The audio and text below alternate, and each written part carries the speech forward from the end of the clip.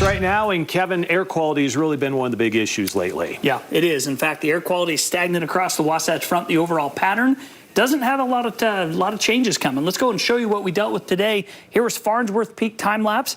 It was just an ocean of pollution. It was so bad out there, and as the sun dropped, it just kind of called to at least focus how bad that was. You could barely see the valley floor. The city lights came on after a beautiful sunset, but oh, the air was thick, and it's going to stay that way as we head through the next couple of days. Where can you go to escape? You can go up in the mountains. It's beautiful. Ron Rasband, beautiful shot of Timpanogos there with some of the clouds kind of hanging over the top. It doesn't have a ton of snow, but it's still pretty nice in those clear air skies all the way up top. It's the place to be. Let's show you our snow depths. What's on the ground right now, and how does that compare to what's typically on the ground this time of year? Normally, it's 47 inches at Tony Grove. Monte Cristo, 3 feet, 4 feet at Farmington Canyon. This is what's typically on the ground at the end of December. What is there now, and how does it compare?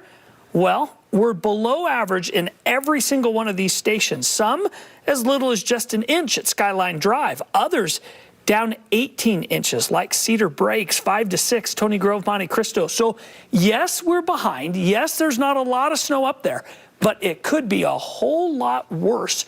We can make these kinds of numbers up with one really big storm. So we're okay. It has been dry through December, and yes, we'd like more snow, but let's hope a pattern change in January turns things around and we bring those numbers back up to where they typically are this time of year.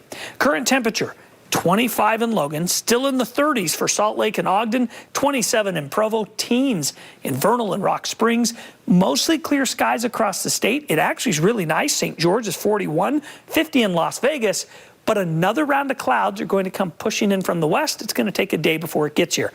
Tonight, mostly clear. Tomorrow, mostly sunny. And then some of this moisture that's kind of falling apart as the storm pushes on the coast. The high pressure gets kind of in the way, and it gobbles up these storms.